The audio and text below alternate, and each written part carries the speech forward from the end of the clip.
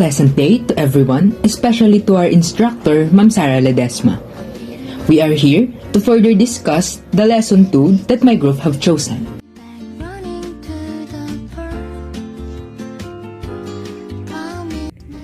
Whenever you look in the mirror, which do you see? Your ideal self or actual self? Looking in the mirror, I only see my real self and not my ideal self. My ideal self is a long way journey for me to reach. My real self, however, have interesting traits that even if I have my ideal self, I am hoping to that traits to never vanish. Being your ideal self may seem perfect, but we also need to think about our real self, our present self, because that present self will tell what your future or your ideal self will be. Either it's too early on in the future to see myself with everything I want, or I don't see my ideal self when I look into the mirror, because my ideal self is what I think and visualize in my head when my thoughts take me far. I see my ideal self. The person who I am looking at in the mirror is the self that I actually dreamed these past few years. The self that I am looking at is the ideal self that I am dreaming of.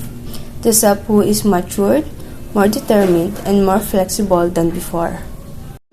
And now, let us start our discussion led by Mr. Ritual Vergara. Hello everyone, my name is Ritual Vergara and I am here to further discuss ideal self and actual self. What is ideal self? It is the self that you aspire to be. It is one that you hope will possess characteristics similar to that of a mentor, of some otherworldly figure. Ideal self is a part of a person's concept that consists of their hopes, desires, and wishes. What is actual self? It is the self that you actually see. It is the self that has characteristics that you were nurtured or in some cases born to have.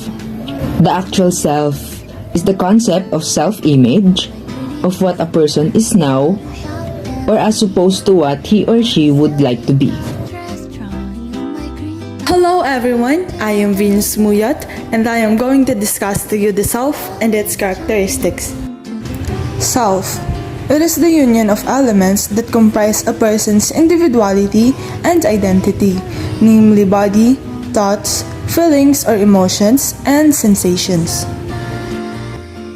There are 6 characteristics of self that was defined by Stevens in 1996. Those are separate, self-contained, independent, consistent, unitary, and private. Separate self. It is always unique and has its own identity. It is meant that the self is distinct from other selves. Self-contained.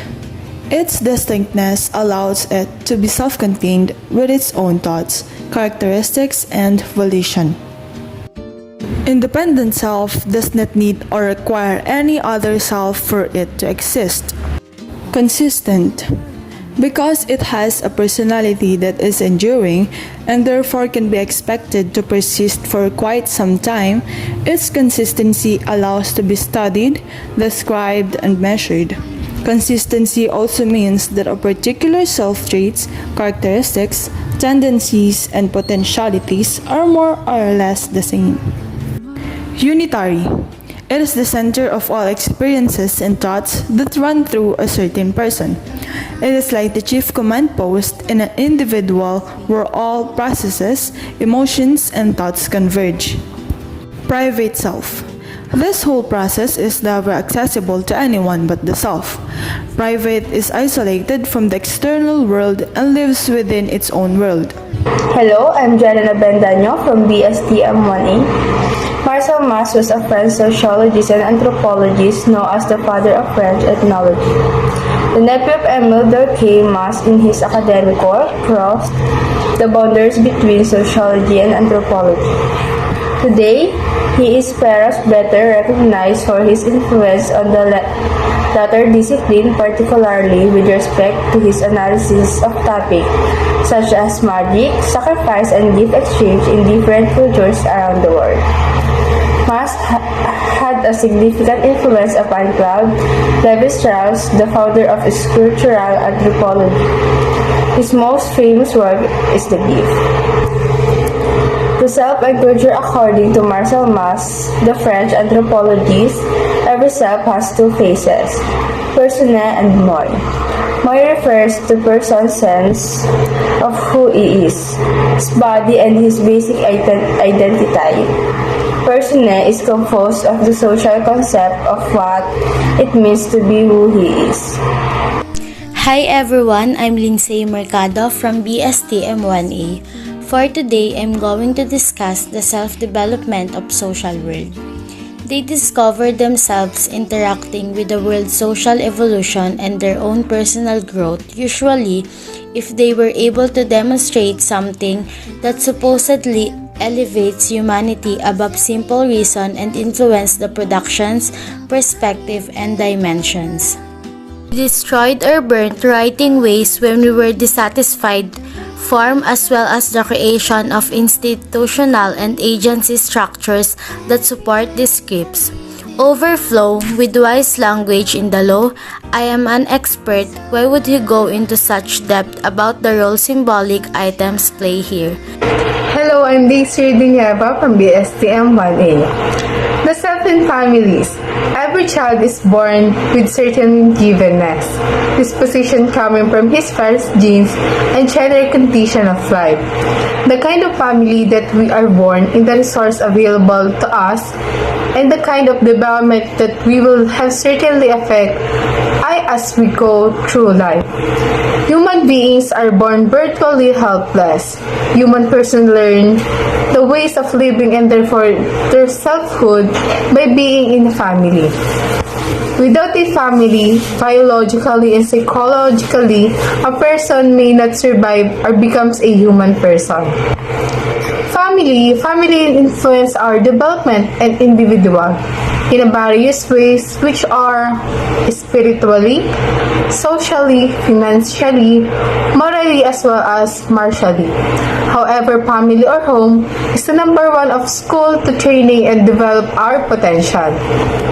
Family help us grow in a spiritual way through what we learn from devotion.